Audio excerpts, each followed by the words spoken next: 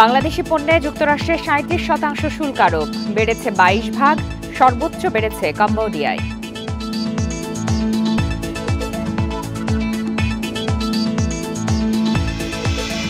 প্রধান রপ্তানি খাতে নেতিবাচক প্রভাবের শঙ্কা, পুনর্বিবেচনার জন্য যুক্তরাষ্ট্রের কাছে আবেদনের তাগিদ।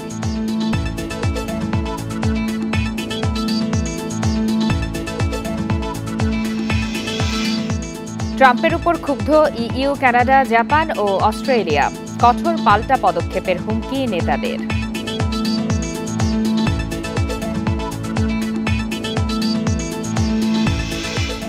বিমস্টেকে যোগ দিতে থাইল্যান্ডের প্রধান উপদেষ্টা কিছুক্ষণ পর বক্তব্য দেবেন যুব ফোরাম সম্মেলনে।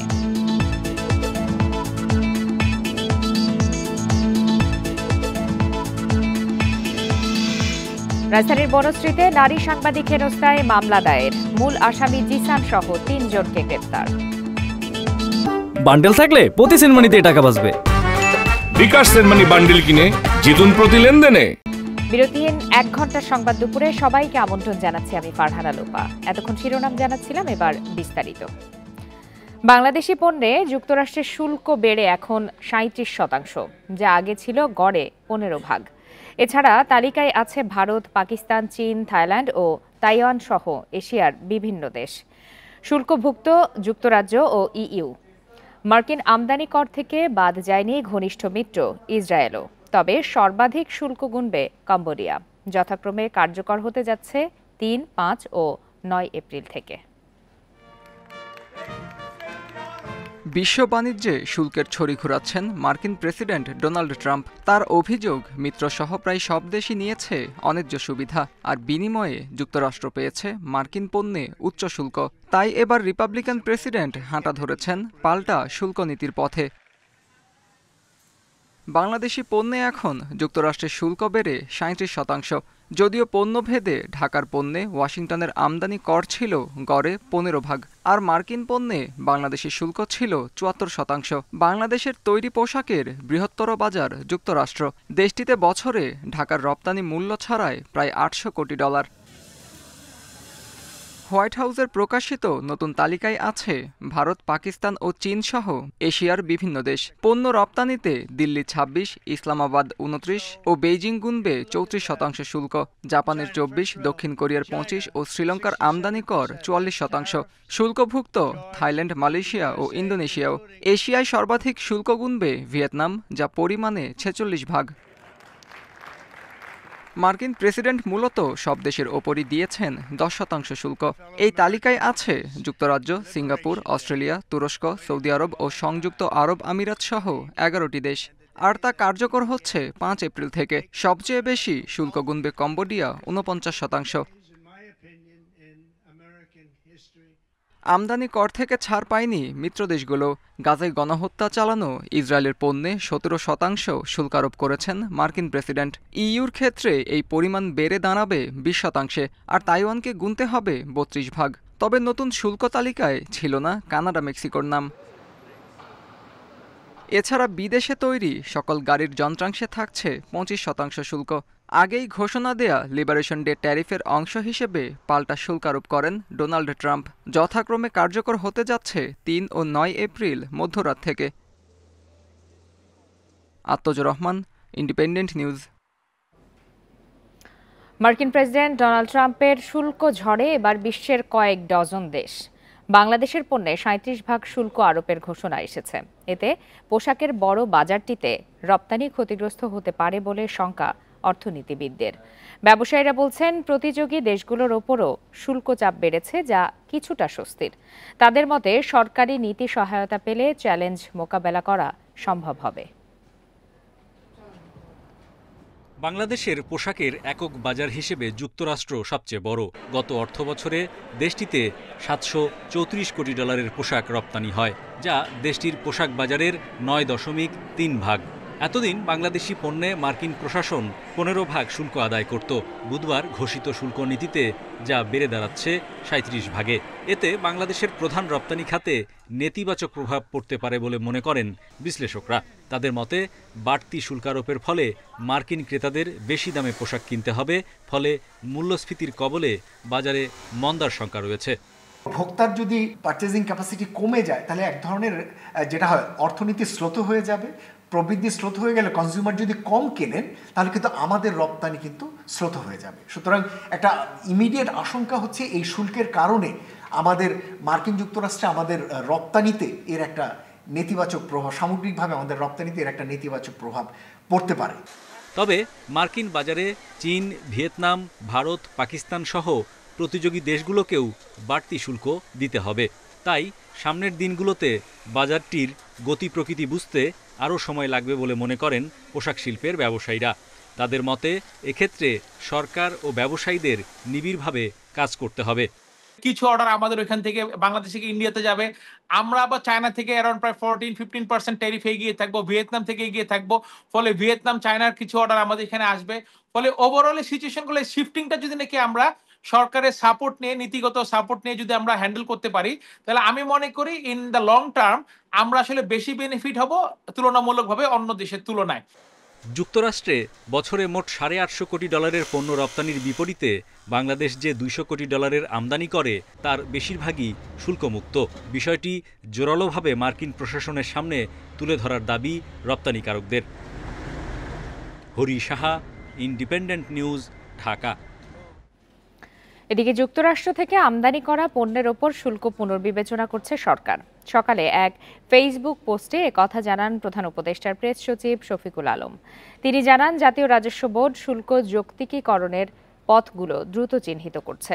যুক্তরাষ্ট্র বাংলাদেশের ঘনিষ্ঠ বন্ধু এবং বৃহত্তম রপ্তানি গন্তব্য বলেন তিনি। ট্রাম্প প্রশাসন ক্ষমতায় আসার পর থেকে সরকার দুই দেশের মধ্যে বাণিজ্য ও বিনিয়োগ সহযোগিতা বৃদ্ধির জন্য কাজ করছে। শুল্ক ইস্যু সমাধানে এই চলমান কাজ সহায়তা করবে বলে আশা প্রকাশ করেন প্রেস সচিব।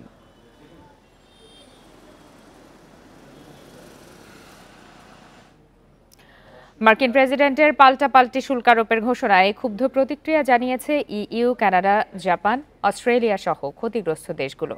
এই সিদ্ধান্তকে বড় ধাক্কা উল্লেখ করে পাল্টা পদক্ষেপের ঘোষণা দিয়েছেন ইইউ কমিশনার উর্সুলা। কঠোর পাল্টা পদক্ষেপের হুমকি এসেছে কানাডা থেকেও। নতুন মার্কিন শুল্ক নীতি মোটেও বন্ধুসুলভ নয় বলে মন্তব্য করেছেন অস্ট্রেলীয় প্রধানমন্ত্রী অ্যান্থনি অ্যালবানিজ। আমরা পাল্টা ব্যবস্থা নিয়ে এই শুল্কের বিরুদ্ধে লড়াই করব। আমরা আমাদের কর্মীদের রক্ষা করব। G7-এর মধ্যে সবচেয়ে শক্তিশালী অর্থনীতি গড়ে তুলবে কানাডা। একটি সংকটের সময় একত্রিত হওয়া গুরুত্বপূর্ণ ও উদ্দেশ্যমূলক এবং বল প্রয়োগের সাথে কাজ করা অপরিহার্য, এবং আমরা এটাই করব। Millions of citizens will face higher grocery bills. Atlantic বাণিজ্যের অবশিষ্ট বাধা অপসারণের জন্য আমরা সবসময়ই যুক্তরাষ্ট্রের সাথে আলোচনায় প্রস্তুত। একই সাথে আমরা প্রতিক্রিয়া জানাতেও প্রস্তুত। ইস্পাতের ওপর শুল্কের প্রতিক্রিয়ায় আমরা এরই মধ্যে পাল্টা ব্যবস্থার প্রথম প্যাকেজ চূড়ান্ত করেছি এবং আমরা এখন আমাদের স্বার্থ এবং ব্যবসা রক্ষার জন্য আরও পাল্টা ব্যবস্থা নেওয়ারও প্রস্তুতি নিচ্ছি।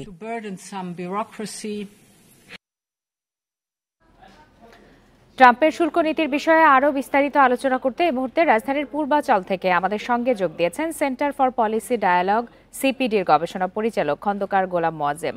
খন্দকার গোলাম মোয়াজ্জেম, আপনাকে স্বাগত জানাচ্ছি ইন্ডিপেন্ডেন্ট টেলিভিশনে। আসলে এই মুহূর্তে সারা বিশ্বে সবচেয়ে আলোচিত সমালোচিত যে বিষয়টি সেটি হলো ট্রাম্পের এই শুল্ক নীতি। ট্রাম্প কি সারা বিশ্বে বাণিজ্য যুদ্ধ চালানোর ষড়যন্ত্র করছেন কিনা, আপনি এই শুল্ক নীতিকে কিভাবে দেখছেন?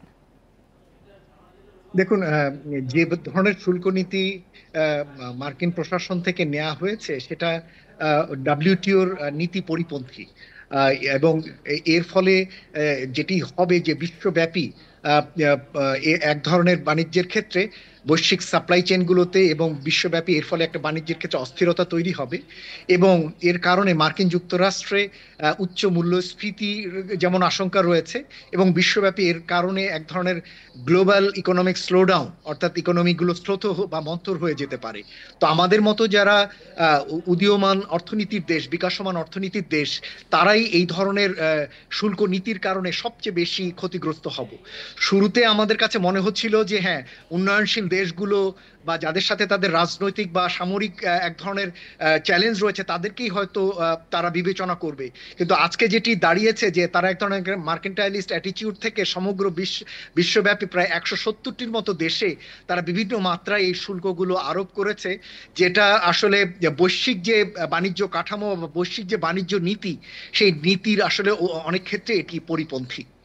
জি, আপনার কাছে একটু জানতে চাই যে বাংলাদেশের ওপর 22% শুল্ক বাড়ানোর সিদ্ধান্ত কেন আসলো বলে আপনি মনে করেন, আর এ থেকে এটিকে কমানোর বা আলোচনা করার কোনো সুযোগ আছে কিনা? দেখুন, আমাদের যেটা জানবার প্রয়োজন আছে যে তারা এই শুল্কের হারটি কিভাবে ঠিক করেছেন। 37% যেটি ইফেক্টিভলি এখানে করা হয়েছে, কিন্তু তারা হিসেব করেছেন যে এর দ্বিগুণ অর্থাৎ 74% মার্কিন যে সমস্ত গুডস, সেই গুডসের উপরে বাংলাদেশ নাকি শুল্ক আরোপ করে থাকে।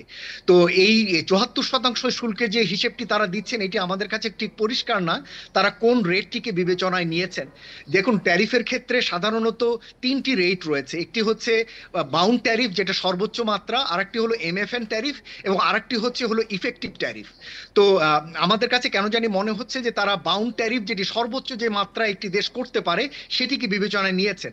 কিন্তু যে সমস্ত পণ্য আমরা মার্কিন যুক্তরাষ্ট্র থেকে আমদানি করে থাকি, যেমন অয়েল সিডস, তুলা, অথবা স্ক্র্যাপ ভেসেলস, অথবা পেট্রোলিয়াম, এগুলো কোনোটিরই আসলে শুল্ক 0 থেকে 5% বেশি নয়। সুতরাং ইফেক্টিভ রেট যদি বিবেচনা করা হয়, তাহলে মার্কিন যুক্তরাষ্ট্রের পণ্যের উপরে আমার ধারণা শুল্ক হারটি অনেক কম হবার কথা। সুতরাং এখানে সরকারের উচিত হবে মার্কিন প্রশাসনের সঙ্গে আলাপ করা যে কিভাবে এই ট্যারিফ রেটগুলো তারা হিসেবে নিয়েছেন এবং কিভাবে তারা ক্যালকুলেশনটি করেছেন, এবং বাংলাদেশে যে এই রেটগুলো যে অনেক কম প্রকৃতার্থে ইফেক্টিভ রেট, সেই আলোচনাগুলো প্রস্তাবনাগুলো মার্কিন প্রশাসনের কাছে তুলে ধরা। জি, খন্দকার গোলাম মজম, সারা বিশ্বেই তো এটি নিয়ে নিন্দার ঝড় উঠেছে।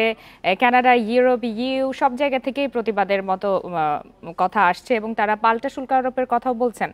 সেক্ষেত্রে বাংলাদেশের ওপরের কি ধরনের প্রভাব পড়তে যাচ্ছে, আর বাংলাদেশ কি বিকল্প কোনো দেশের দিকে ঝুঁকবে কিনা, বিশেষ করে পোশাক খাতে?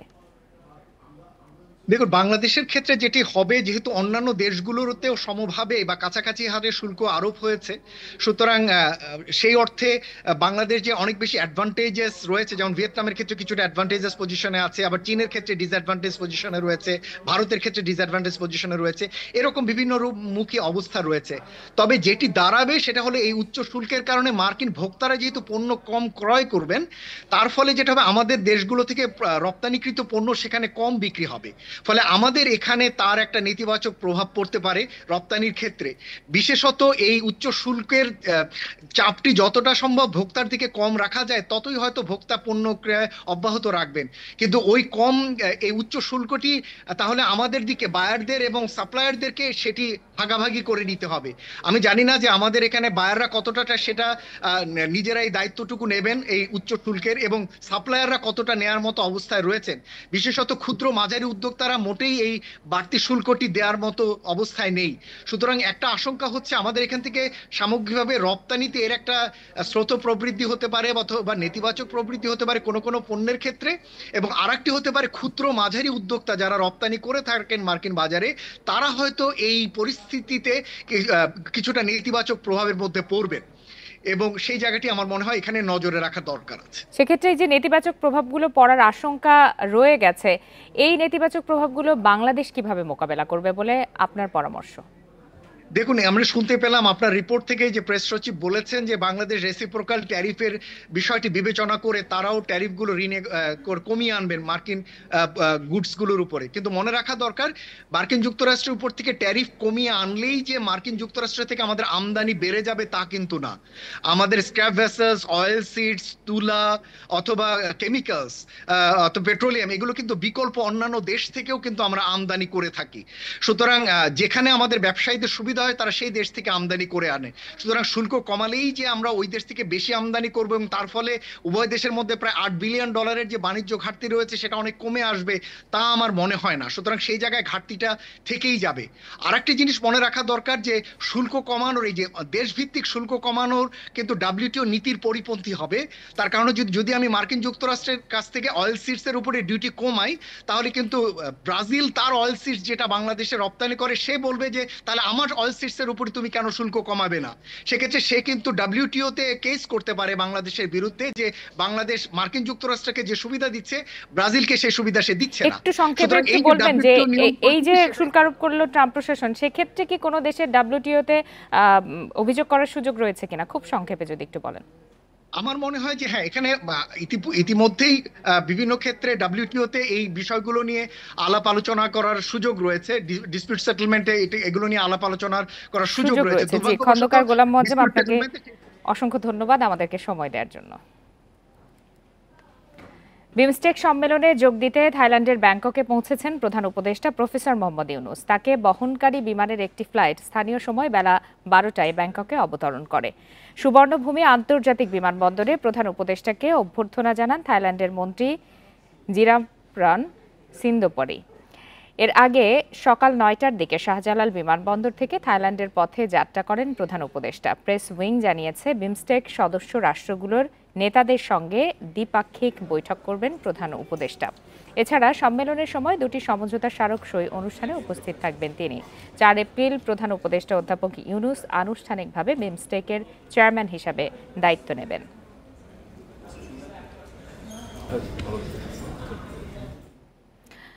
রাজধানীর বনশ্রীতে নারী সাংবাদিককে হেনস্থা মামলায় মূল আসামি শোয়েব রহমান জিসান সহ 3 জনকে গ্রেপ্তার করেছে র্যাব। দুপুরে রাজধানীর বিভিন্ন এলাকা থেকে তাদের গ্রেপ্তার করা হয়।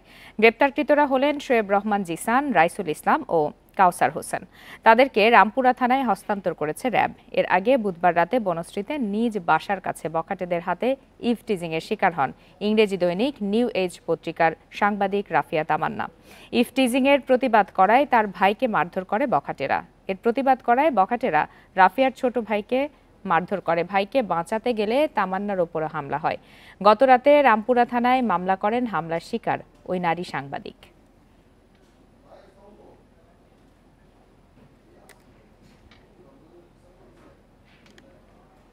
আপনারা দেখছেন বিরতিহীন সংবাদ দুপুর। সংবাদে আরো যা থাকছে। গাজীপুরে মহুয়া কমিউটার ট্রেনে আগুনে পুড়েছে পাওয়ার কার। প্রায় 2 ঘন্টা বন্ধ ছিল রেল চলাচল।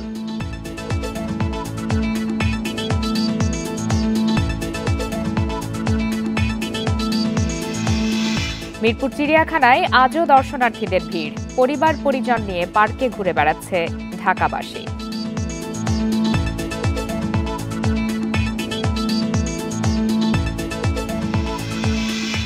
গাজীপুরের শ্রীপুরের মহুয়া কমিউটার ট্রেনে আগুনে পুড়ে গেছে পাওয়ার কার। সকাল 10:30টায় সাতখামাইর এলাকায় ময়মনসিংহগামী ট্রেনটিতে আগুন লাগে। ফায়ার সার্ভিসের উপসহকারী পরিচালক মোহাম্মদ মামুন জানান, ঢাকা থেকে ছেড়ে আসা ময়মনসিংহগামী মহুয়া কমিউটার ট্রেনটি শ্রীপুরের সাতখামাইর এলাকায় পৌঁছালে ট্রেনের পাওয়ার কারে হঠাৎ আগুন লাগে। খবর পেয়ে ফায়ার সার্ভিসের 2টি ইউনিট ঘটনাস্থলে গিয়ে আধা ঘন্টার চেষ্টায় আগুন নিয়ন্ত্রণে আনে। এতে কোনো হতাহতের ঘটনা ঘটেনি। 2 ঘন্টা বন্ধ থাকার পর স্বাভাবিক হয় ঢাকা ময়মনসিংহ রুটে ট্রেন চলাচল। আমরা তাৎক্ষণিক দ্রুত ব্যবস্থা নিয়ে 11:50-এর মধ্যে আগুনটাকে নিয়ন্ত্রণ করতে সক্ষম হই। আমাদের মূল টার্গেট ছিল যেন এই যে পাওয়ার কার, এই যে জেনারেটর, এই রুম থেকে আগুনটা যেন অন্য বগিতে না ছড়ায়। ঈদের চতুর্থ দিনেও রাজধানীর মিরপুর চিড়িয়াখানায় রয়েছে দর্শনার্থীদের ভিড়। দর্শনার্থীদের একটি বড় অংশ শিশু। কিশোর কিশোরীদের সংখ্যাও উল্লেখযোগ্য। কেউ বা বন্ধু বান্ধবের সঙ্গে পরিবার পরিজন নিয়ে ভাসছেন ছুটির আমেজে। গাছের ছায়ায় ঘুরে ঘুরে বিভিন্ন প্রজাতির প্রাণী ও পাখি দেখছেন দর্শনার্থীরা। চিড়িয়াখানা কর্তৃপক্ষ জানিয়েছে, ঈদের 3 দিনে প্রায় 5 লাখ দর্শনার্থী চিড়িয়াখানায় প্রবেশ করেছেন। চিড়িয়াখানার পাশাপাশি উত্তরার দিয়াবাড়ি, মেট্রো রেল ভ্রমণ, হাতিরঝিল, বোটানিক্যাল গার্ডেনে এসেছেন নানা বয়সী মানুষ।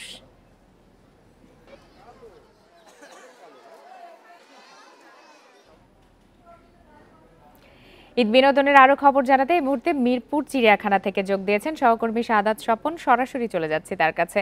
স্বপন, ঈদের দিন থেকে আজ পর্যন্ত চতুর্থ দিনে আপনি প্রতিদিনই রাজধানীর বিভিন্ন বিনোদন কেন্দ্র ঘুরে দেখেছেন, চিড়িয়াখানায়ও গেছেন। অন্য 3 দিনের মতো আজকেও আমরা জেনেছি যে প্রচুর ভিড় চিড়িয়াখানায়। ঈদের এই কয়েকদিনে আসলে ঠিক কি পরিমাণ মানুষ এসেছে? 5 লাখের কথা আমরা গতদিন শুনেছি, আজও তো অনেকে এসেছেন।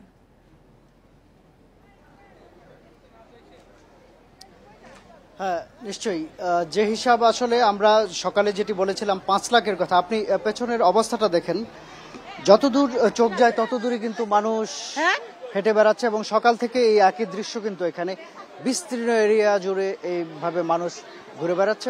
মনে হবে যেন এখানে মানে বড় কোনো মেলা বসেছে।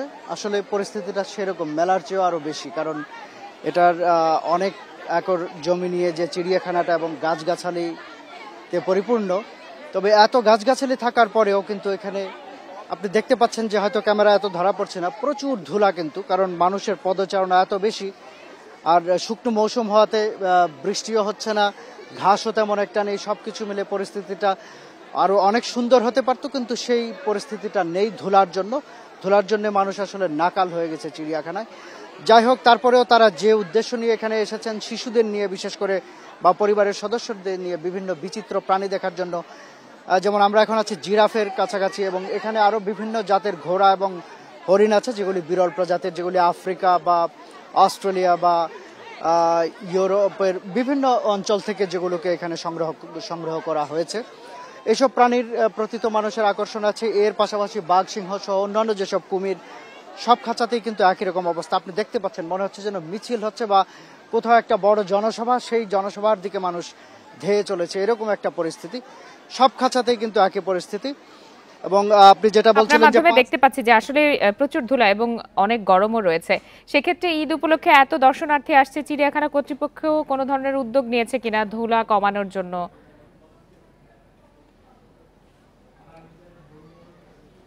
ধুলা কমানোর জন্য আসলে কোনো উদ্যোগ তো আমরা দেখিনি, কারণ এখানে আপনি দেখেন যে 3 দিনে যে পরিমাণ দর্শনার্থী এসেছে এবং সেটা থেকে তারা যে পরিমাণ অর্থ অর্জন করতে পেরেছে বা যে পরিমাণ লাভ করেছে, যারা লিজ দিয়েছেন তাদের কিন্তু এটা দায়িত্ব ছিল, কারণ এত বড় একটা পরিসর, এত সুন্দর একটা পরিসর, যেটাকে তারা সহজে পানি ছিটিয়ে দিতে পারতেন।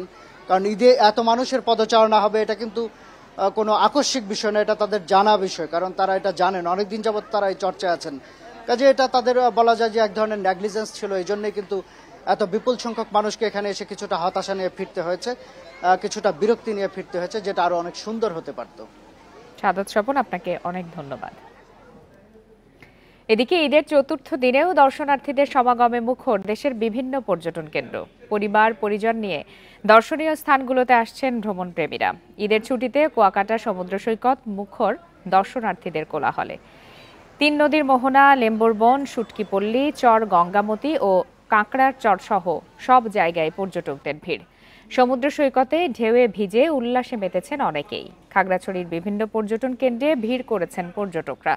বিনোদন কেন্দ্রগুলো ঘুরে বেড়াচ্ছেন পর্যটকরা। সিলেটের বিভিন্ন পর্যটন কেন্দ্রে ঢল নেমেছে ভ্রমণ পিপাসুদের। পাহাড়ের ঢালে চা বাগানের সৌন্দর্যেও মুগ্ধ হচ্ছেন তারা।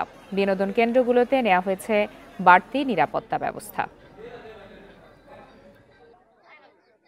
নেচার এত সুন্দর, ছবি তোলার মতো অনেক প্রচুর জায়গা আছে এবং একটা সেফটির বিষয় আছে, সবাই এই জন্য এই জায়গাগুলোতে ভিড় করতে পছন্দ করে। আলুটিলার থেকে গুহাতে ঢুকছি, গুহাতে অনেক সুন্দর। এখন আমরা এই জায়গায় আসছি, এই জায়গায় আলুটিলারই অনেক সুন্দর জায়গায় ঘুরতেছি। প্রায় 10 থেকে 12টা স্পট আছে, প্রতিটা স্পটে আমরা নির্বিঘ্নে ডিউটি করতেছি এবং আমাদের সাথে সাদা পোশাকে ও পুলিশ রয়েছে, সেই সাথে সিসিটিভি ক্যামেরা আছে, সকলকে আমাদের দিক নির্দেশনা দেওয়া আছে।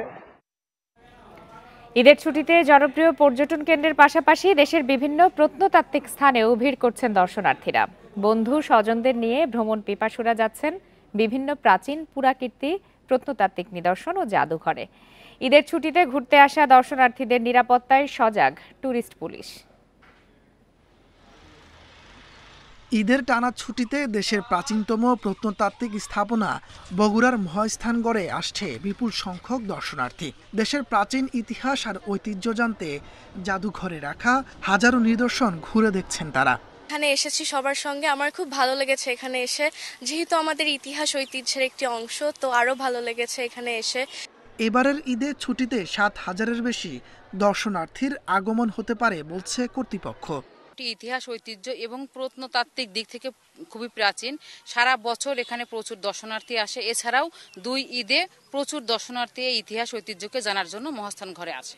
কুমিল্লার লালমাই পাহাড়কে ঘিরে শালবন বিহার, রূপবান মুরাসহ প্রত্নতাত্ত্বিক নিদর্শনগুলোতে মানুষের ঢল। লালমাটির পাহাড়ের পাদদেশে বৌদ্ধ বিহারগুলো দেখতে কুমিল্লা ছাড়াও দেশের বিভিন্ন জেলা থেকে এসেছেন দর্শনার্থীরা। আমি আমার ফ্যামিলির সবাই, আমার বোনের হাজবেন্ড, আমার হাজবেন্ড, আমরা সবাই একসাথে আসছি। আবার ভাতিজি ভাগ্নি আছে, তাদের এই প্রথম, তারা অত্যন্ত খুশি যে এত সুন্দর একটা জায়গা দেখতে পেরে, বিশেষ করে ঐতিহ্যবাহী জায়গা। কুমিল্লা টুরিস্ট পুলিশ কুমিল্লা জোনের পক্ষ থেকে সার্বিক নিরাপত্তা দেওয়ার চেষ্টা করছি এবং সার্বক্ষণিক আমাদের পোশাকধারী প্লাস সাদা পোশাকে আমাদের পুলিশ বিচরণে আছে। নারায়ণগঞ্জের সোনারগাঁয়ের বিভিন্ন পর্যটন কেন্দ্রেও দর্শনার্থীদের সমাগমে মুখর। বাংলাদেশ লোক কারুশিল্প ফাউন্ডেশন, পানামা নগরী ও বাংলার তাজমহল সহ বিভিন্ন স্থানে পরিবার পরিজন নিয়ে ঘুরছেন দর্শনার্থীরা। পরিচিত হচ্ছেন বাংলার প্রাচীন ঐতিহ্যের সাথে। জাদুঘরে এসেছি, এখানে খুব ভালো লাগছে, ঘোরাফেরা করলাম। বাগেরহাটের বিশ্ব ঐতিহ্য ৭ গম্বুজ মসজিদেও পরিবার নিয়ে ঘুরতে এসেছেন নানা বয়সী মানুষ। রাজশাহীর পুঠিয়ার রাজবাড়ী জাদুঘরেও আছে দর্শনার্থীদের ভিড়। তাপস সরকার, ইন্ডিপেন্ডেন্ট নিউজ। এবছর স্বস্তির রমজান ও ঈদ উদযাপনে খুশি দেশবাসী। ঈদ যাত্রায় ভোগান্তি নেই। বিগত বছরগুলোর তুলনায় দুর্ঘটনা ও হতাহত নেমেছে অর্ধেকে। ঈদকেন্দ্রিক বিশৃঙ্খলার ঘটনাও তুলনামূলক কম। ঈদের দিনে নানা আনন্দ উৎসব যোগ করেছে নতুন মাত্রা। বিশ্লেষকরা বলছেন, নির্দলীয় সরকারের উদ্যোগে স্বস্তির ঈদ উদযাপন চ্যালেঞ্জ ছুঁড়ে দিয়েছে ভবিষ্যতের রাজনৈতিক সরকারকে। ঈদের নামাজ শেষে প্রোটোকল ভেঙেছেন তিনি। মানুষের বাঁধ ভাঙা ভালোবাসায় সরকার প্রধান হিসেবেও নেমে আসেন সাধারণের কাতারে। আমজনতার হাতে হাত মিলিয়ে অনন্য নজির স্থাপন করেন অধ্যাপক ডক্টর মোহাম্মদ ইউনূস।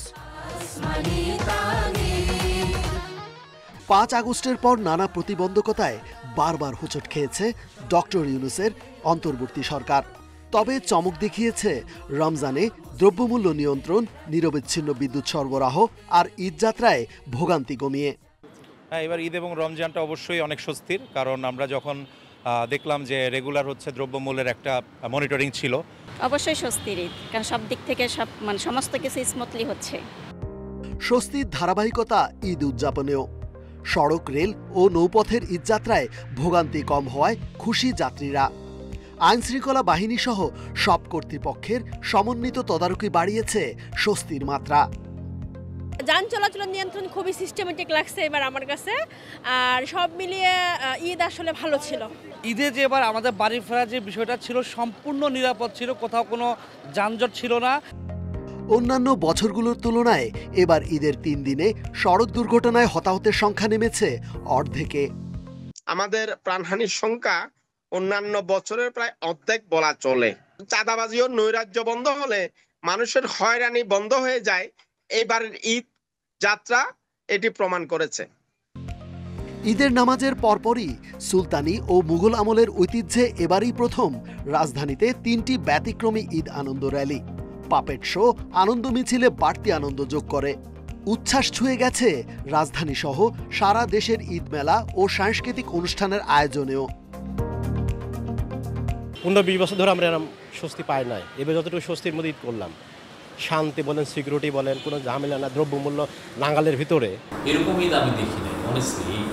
এই ইদানিংটা বাংলাদেশের হিস্ট্রিতে এত সুন্দর, যারা ঈদটা এত সুন্দর করার জন্য যারা খেটেছেন, যারা তাদের সমস্ত এফার্ট দিয়েছেন, তাদের সবাইকে আমাদের পক্ষ থেকে স্যার। বিচ্ছিন্ন কিছু ঘটনা ছাড়া রমজান ও ঈদে আইনশৃঙ্খলা পরিস্থিতিও তুলনামূলক স্বস্তিদায়ক। পুলিশের তথ্য বলছে, রাজধানী সহ সারা দেশে চুরি, ডাকাতি বা ঈদকেন্দ্রিক বিশৃঙ্খলার ঘটনা বিগত বছরগুলোর তুলনায় অনেকটাই কম। রেজওয়ানুল হক, ইন্ডিপেন্ডেন্ট নিউজ, ঢাকা। শিক্ষার 8টি প্রকল্পের কাজের গতি একদমই কম। 4টি প্রকল্পের মেয়াদ শেষ হলেও এখনও শেষ হয়নি কাজ। মাধ্যমিক ও উচ্চশিক্ষা অধিদপ্তর বলছে, প্রকল্পের কাজের গতি বাড়াতে এরই মধ্যে নির্দেশ দেওয়া হয়েছে। এসব প্রকল্পে অনিয়মের অভিযোগও আছে বিস্তর। মাধ্যমিক ও উচ্চশিক্ষা অধিদপ্তরের আওতায় 8টি প্রকল্পের কাজ চলমান। এসব প্রকল্প বছরের পর বছর চললেও কাজের অগ্রগতি একদমই কম। শিক্ষার ১,৫০০ কলেজ প্রকল্প শুরু হয় ২০১২ সালের জুলাইয়ে। মোট বরাদ্দ ৫,৫৬৮ কোটি টাকা। বারবার সময় বাড়ানোর পরও এগুলোর মেয়াদ শেষ হয় গত ডিসেম্বরে। তারপরও কাজ শেষ হয়নি এখনো।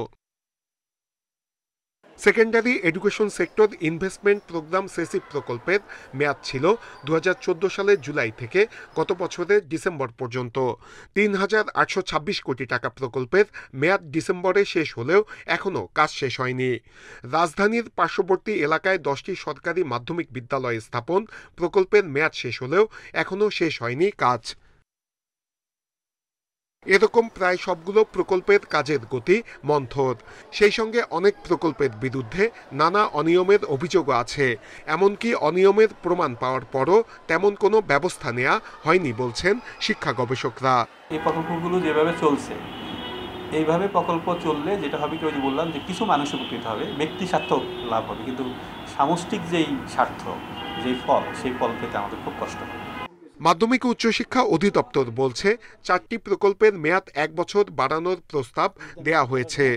বাকিগুলোর কাজের গতি বাড়াতে নজরদারি বাড়ানো হচ্ছে এবং আশা করছি যে প্রকল্পগুলোর কাজে গতিশীলতা আসবে এবং আমাদের সক্ষমতাও বৃদ্ধি পাবে। পিসিতে বা পিআইসিতে যে সভাগুলো হবে এগুলোর মধ্যে দিয়ে আমরা তাদের স্বচ্ছতা নিশ্চিত করার বা জবাবদিহিতা নিশ্চিত করার জন্য চেষ্টা করছি এবং অব্যাহত আছে সেটা। প্রকল্পে সংশ্লিষ্ট কারো বিরুদ্ধে অনিয়মের প্রমাণ পাওয়া গেলে কঠোর ব্যবস্থা নেওয়া হবে বলছে মাউসি। নূরে আলম, ইন্ডিপেন্ডেন্ট নিউজ, ঢাকা। 2 দশকে সংকট না কাটলেও এবার বর্ষা মৌসুমের আগে জলাবদ্ধতা নিরসনে চমক দেখাতে চায় চট্টগ্রাম সিটি কর্পোরেশন। খাল খনন সহ 8 গুচ্ছ কর্মপরিকল্পনা বাস্তবায়ন করেই নগরীর জলাবদ্ধতা গতবারের চেয়ে অন্তত 60% কমার আশা করা হচ্ছে। তবে বিশেষজ্ঞরা বলছেন সেবা সংস্থাগুলোর মধ্যে সমন্বয় ছাড়া সুফল পাওয়া কঠিন। চট্টগ্রাম নগরীর জলাবদ্ধতা নিরসনে সিডিএ সিটি কর্পোরেশন সহ 3 সংস্থা 10 বছরে ব্যয় করেছে 8,000 কোটি টাকা, তবুও মিলেনি সুফল। প্রধান সেবা সংস্থা হিসেবে এ দায় এড়ানোর সুযোগ আছে কি সিটি কর্পোরেশনের? সাধারণ মানুষ বলে যে সিডিএ মিডিয়া আমরা বুঝি না, এগুলো মেয়রের দোষ। কেউ যদি ম্যান হলে তো অবশ্যই আমাদের দোষ, ম্যান হলে পড়বে কেউ, এটা তো আমাকে দায় স্বীকার করতে হবে। জলাবদ্ধতার যেটা সেটা সিডিএ কাজ করতে না পারলেও এটা দায়িত্বটা ঘাড়ে আসে। সংকট উত্তরণে এবার 8 দফা অ্যাকশন প্ল্যান নিয়ে এগুচ্ছে সিটি কর্পোরেশন। আগামী মে মাসের মধ্যেই যা বাস্তবায়নের লক্ষ্য ধরা হয়েছে। 10টা খালকে খনন করার জন্য এবং ড্রেজিং করার জন্য বলেছি এবং 9টা খালের মুখটা যেগুলি সমুদ্রে এবং কর্ণফুলী নদীতে মিশেছে। বক্স কালভারটা ক্লিন করতে হবে আগ্রাবাদ থেকে, যেটা প্রায় 3 কিলোমিটার লং গিয়েছে। ফ্লোটিং যেগুলি প্লাস্টিক্স ওগুলি ক্যাচ করার জন্য ফ্লোটিং ব্যারিয়ার করছে যাতে নদীতে না যায়, এবং কিছু স্লুইস গেট ইমপ্রুভমেন্টের কাজ করছে। স্বল্পমেয়াদী এই কর্মপরিকল্পনা বাস্তবায়ন কিছুটা চ্যালেঞ্জ মনে করছেন বিশেষজ্ঞরা। তবে শতভাগ বাস্তবায়িত হলে জিসি সহ আশপাশের এলাকার দুর্ভোগ কিছুটা হলেও কমার আশা বিশেষজ্ঞদের। ওই যে সমস্ত জায়গাগুলোতে পানি ওঠে, এবার আশা করছি একদম 60 থেকে 70% কমে যাওয়ার সম্ভাবনা আছে। ওখানে একটা খাল ছিল প্রায় 25 ফিটের মতো, 20 থেকে 25 ফিট, ওটা দখল করে 2-3 ফিট করে ফেলছিল, ওটা ভেঙে ফেলে এখন খাল করে ফেলছে। চট্টগ্রাম নগরীতে 57টি খাল রয়েছে আর নালা রয়েছে প্রায় 1600 কিলোমিটার। এর মধ্যে 10টি খালের তলদেশ ও নদীর সাথে খালের মুখ খননকে বাড়তি গুরুত্ব দেওয়ার কথা জানিয়েছেন বিশেষজ্ঞরা। Abdullah Rakib, Independent News, Chittagong. দেখছেন বিরতিহীন সংবাদ দুপুর। সংবাদে আরও যা দেখবেন: মিয়ানমারে ভূমিকম্পে প্রাণহানি 3000 ছাড়িয়েছে, আহত কয়েক হাজার, এখনো নিখোঁজ 350 জন।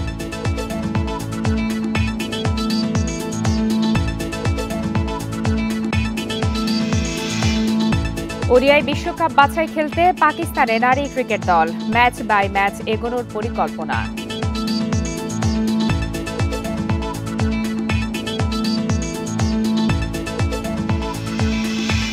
ভারতের লোকসভায় পাশ হয়েছে বিতর্কিত ওয়াকফ বিল। 12 ঘন্টার দীর্ঘ বিতর্কের পর পাশ হয় বিলটি। এর পক্ষে ভোট পড়ে 288টি, আর বিপক্ষে ভোট দেয় 232 জন সদস্য। চূড়ান্ত হতে আজ রাজ্যসভায় পেশ করা হয়েছে ওয়াকফ বিল। বুধবার মুসলিম ও বিরোধীদের আপত্তির মুখেই ভারতের পার্লামেন্টে ওয়াকফ বিল পেশ করে বিজেপি সরকার। শরিকদের সমর্থন নিশ্চিত করেই পেশ করা হয় সংশোধনী বিল, তবে এই বিল বিরোধী অবস্থান নেয় বিরোধী শিবির। তাদের দাবি এই বিল সংবিধানের পরিপন্থী। লোকসভায় বিল পেশ করেন কেন্দ্রীয় সংখ্যালঘু বিষয়ক মন্ত্রী কিরেন রিজিজু জানান, দেশের ওয়াকফ সম্পত্তির সংখ্যা বিপুল পরিমাণে বেড়েছে। এই সম্পত্তি সঠিকভাবে পরিচালিত হলে শুধু মুসলিমদের জীবনই নয়, দেশও বদলে যাবে বলে দাবি তার। মুসলিমদের কল্যাণে দান করা জমিকে ওয়াকফ সম্পত্তি বলা হয়, যা বিক্রি বা অন্য কোনো উদ্দেশ্যে ব্যবহার করা যায় না। আর এরই সাথে শেষ করছি আজকের বিরতিহীন সংবাদ দুপুর। ইন্ডিপেন্ডেন্ট টেলিভিশনের সব খবরের আরও বিস্তারিত জানতে চোখ রাখুন ফেসবুক, ইউটিউব আর এক্সে। ধন্যবাদ এতক্ষণ সাথে থাকার জন্য।